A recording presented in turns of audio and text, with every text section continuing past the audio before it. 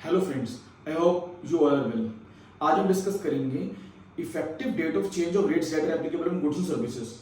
अब जो GST council meeting हुई उसके अंदर अब दो स्लैब रेट्स हैं, 5% and 18%। They have done away with 12 and 28% वाला स्लैब रेट हट गया है, और जो लग्जरियस इन गुड्स है उसके लिए एक स्लैब रेट है 40% का। सो अब ये रेट्स कैसे एप्लीकेबल हैं वो हम डिस्कस करेंगे। तीन इवेंट होते हैं: supply of good and service, making the invoice and receiving the payment from the customer.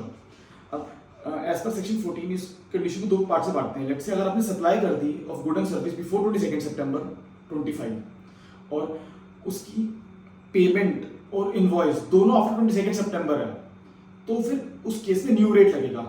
अगर आपने सप्लाई पहले कर रखी है और उससे एक भी चीज और पहले होती है, लेट्स से आपने इनवॉइस भी पहले रेस कर दिया था या फिर सिर्फ पेमेंट पहले रिसीव कर रही थी, उस केस में ओल्ड रेट लगेगा। इसका मतलब तीन इवेंट्स आए: invoice, providing of good and sale of good and service, supply of good and service, invoice और पेमेंट।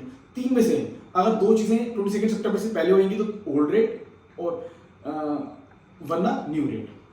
अब अगर आपने गुड सर्विस सप्लाई करी आफ्टर 22 सितंबर 25 और इनवॉइस आपने रेस कर दिया 22 सितंबर से पहले और पेमेंट भी रिसीव हुई 22 सितंबर से पहले, तो ओल्ड रेट लगेगा। अब आपने गुड सर्विस सप्लाई करे 22 सितंबर के बाद, इनवॉइस या पेमेंट में से एक भी इवेंट साथ में 22 सितंबर के बाद हुआ है तो 22 सितंबर उसके बाद न्यू रेट लगेगा।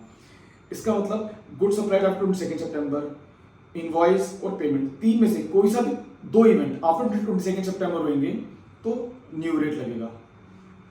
अब I hope I was able to convey message. Thank you for listening patiently. Thank you.